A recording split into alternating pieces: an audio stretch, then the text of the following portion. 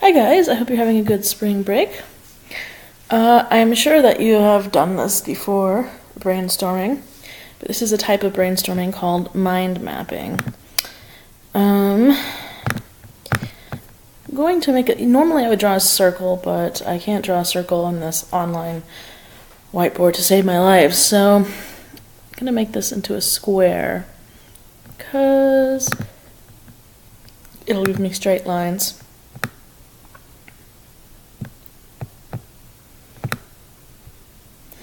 Or maybe a rectangle, actually, because we've got a long title to go in here.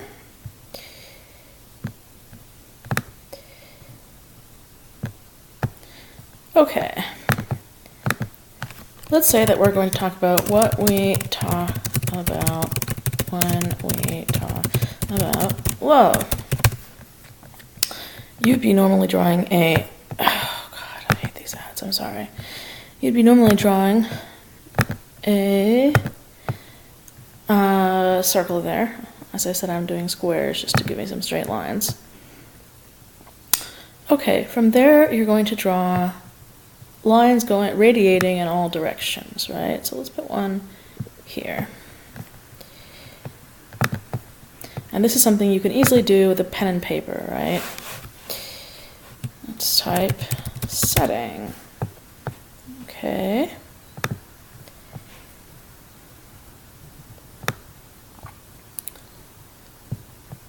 And then characters. This is called mind mapping because if you keep making it bigger and bigger,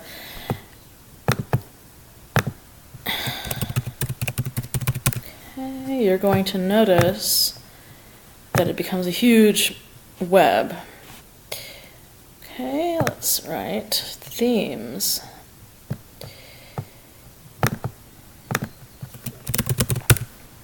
Okay.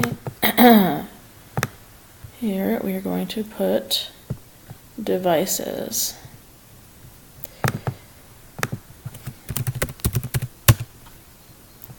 Okay. And then I wouldn't put plot on here. You could put plot in here. Plot. And make a little story map.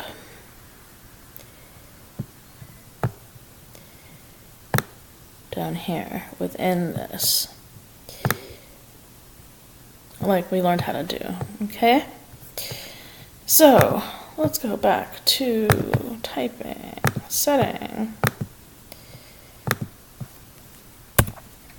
Setting is, we're guessing, like 1950s America, inside a working class home. Mostly dining room and living room. Okay. Now, as a subheading in setting, okay, you could put objects, right, that are almost like props in this play. What's in the living room?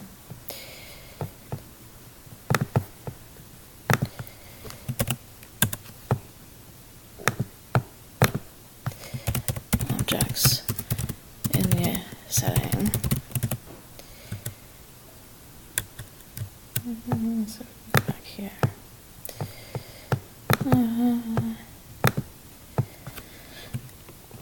We've got dining table, silverware, all of this comes into the story, right?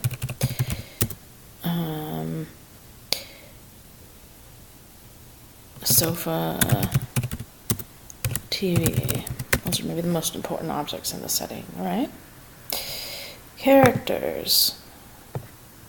Okay.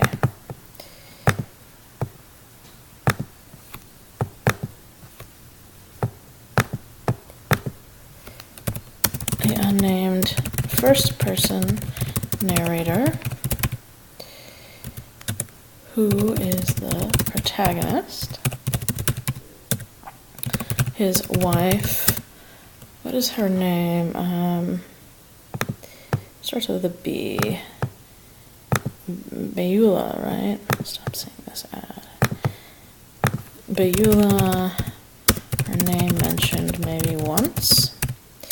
And Robert, the blind man and antagonist. Devices. We have symbolism.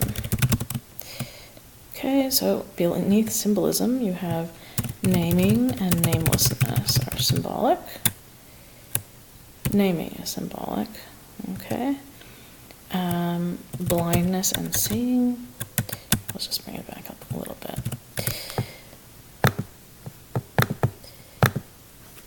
Naming, namelessness, blindness and sight. Different kinds of blindness, different kinds of sight, obviously, metaphorical and metaphorical and literal. What are some other devices that are used in here? We got symbolism. We've got the character arc, right? And we don't have much plot. There's heavy metaphor used in here, specifically when it comes to blindness and sight. Okay, we have flashbacks, which is the narrator I'm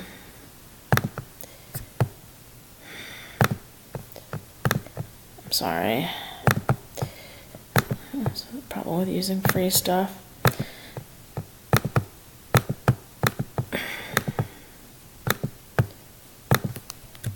Narrator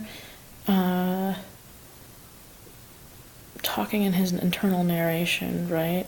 Expounding upon the past regarding his wife,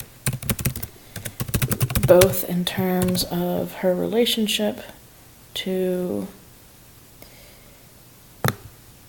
him and to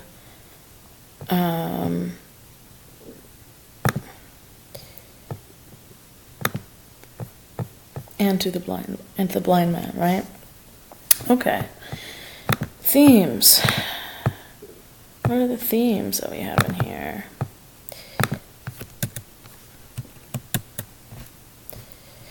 Loneliness, alienation, jealousy or envy. What's the difference? Jealousy implies partner jealousy, whereas envy implies being envious perhaps of his wife's ability to make friends, to have friendships outside the marriage. We have selfishness versus selflessness. The wife is very selfless in reading to this blind man, and the blind man himself is very selfless in his relationship to the narrator, who is obviously being a jerk, but the blind man's really nice to him because he understands the kind of limited place that he's coming from. We have narrow-mindedness. And what are some more themes? Let's find some more room here. Religious themes, and imagery. So imagery is also going to go into devices, right?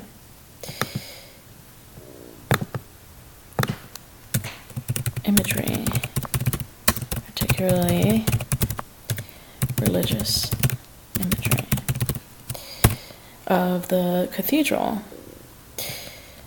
So we have religious themes, which include sin and redemption. Okay. So down here, you would go more into the characterization, right? So you can see how you can make a big map, just gets more and more specific. Narrator is narrow-minded, myopic, which means nearsighted or short-sighted,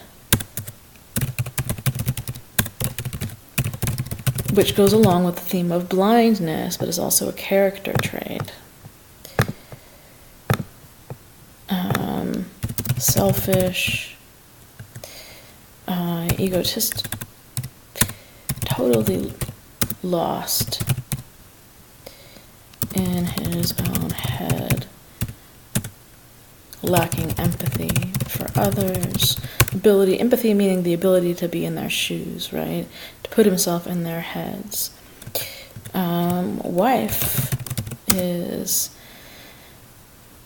selfless. She reads to this blind man, makes friends with him, comes from a background of trauma. She tried to kill herself after her difficult relationship with her former husband. Takes care of her husband now. She cooks for him, cleans for him, right?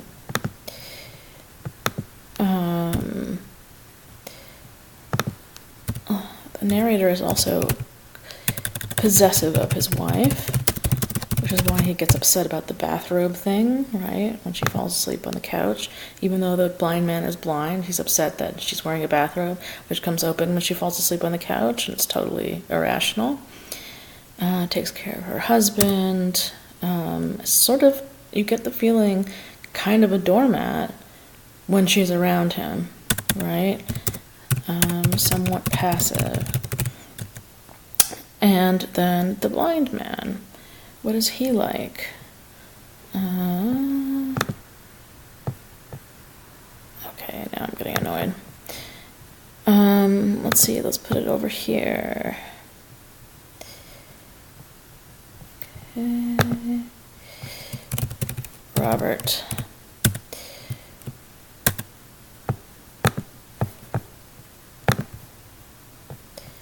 Is kind, funny, charming, open-minded, easygoing, outgoing, empathetic. Everything, he's kind of a foil character. He's everything that the narrator is not, correct? Okay, here, if you wanted to, you would make your plot line here. Wife says blind man is coming. Narrator internally revolts.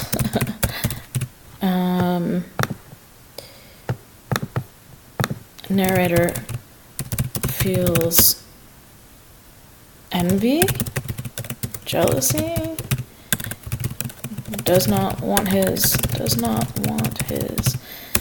mind space disturbed.